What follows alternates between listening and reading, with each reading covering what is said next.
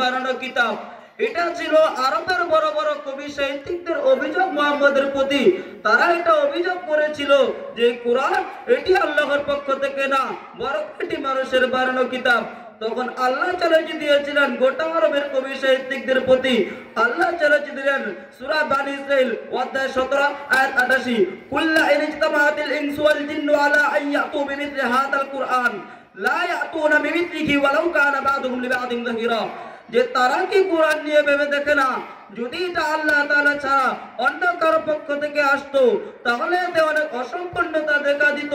কিন্তু এই কোরআন এটি আল্লাহর পক্ষ থেকে, এর ভিতরে কোনো সন্দেহ নেই, এর ভিতরে কোনো অসম্পূর্ণতা নেই, এর ভিতরে কোনো ত্রুটি নেই।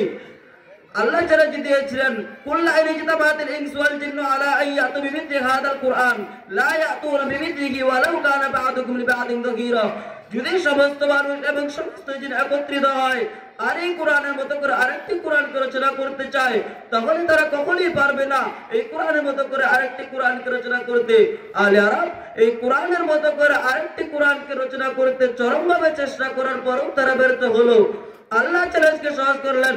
আল্লাহ চ্যালেঞ্জ দিলেন সূরা হুদ অধ্যায় 11 আয়াত 13, আম ইয়াকুলুনা ইফতারা কুল ফাতু বিআশরি সুওয়ারিন মিথলিহি মুফতারিয়াতি ওয়া দাউ মা ইসতাতা'তুম মিন দুনিল্লাহি ইন কুনতুম সাদিকিন।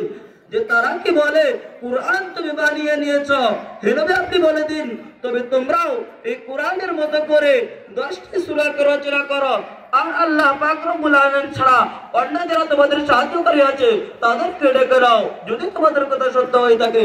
কিন্তু এর পরেও যখন দেখা গেল যে কোরআনের মতো করে 10টি সূরাকে রচনা করার সাহস করা হলো না, তখন আল্লাহ পয়গাম্বরের চ্যালেঞ্জকে সহজ করলেন। আল্লাহ চ্যালেঞ্জ দিলেন সূরা বাকারা অধ্যায় 2 আয়াত 23, ওয়া ইন কুনতুম ফি রাইবিন মিম্মা নাযালনা আলা আবদিনা ফাতু বিসূরাতিন মিন মিসলিহি ওয়া দাউ শুহাদাআকুম মিন দুনিল্লাহি ইন কুনতুম সাদিকিন।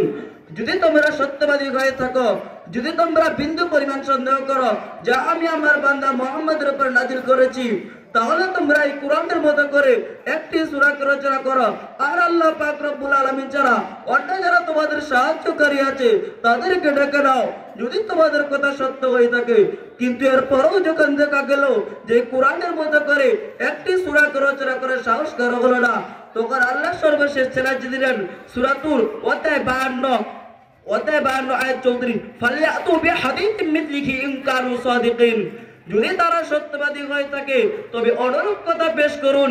যে এই চ্যালেঞ্জটুকু গ্রহণ করার সাহস কারো হলো না, তখন আরবি নিয়ম অনুযায়ী কুরআনুল কারীমের সবচেয়ে ছোট সূরা কাউসারকে লিখে কাবা করে দরজার সামনে লটকে দেওয়া হলো।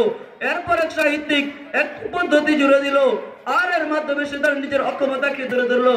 সে লিখলো ইন্না আ'তাইনাকাল কাউসার লাইসা হাদা মিন তাকাতিল বাশার আও লাইসা হাদা মিন কালামিল বাশার। অর্থাৎ এটা এমন কালাম যার সাহিত্য মানের মোকাবেলা করা মানুষের ক্ষমতার বাইরে, এটা মানুষের কালাম নয়। এই কোরআন পৃথিবীর সেরা সাহিত্য ভান্ডার। এই কোরআনের ভিতরে কোনো অসম্পূর্ণতা নেই, এই কোরআনের ভিতরে কোনো ত্রুটি নেই, এই কোরআনের ভিতরে কোনো সন্দেহ নেই। আশা করে পেয়েছেন।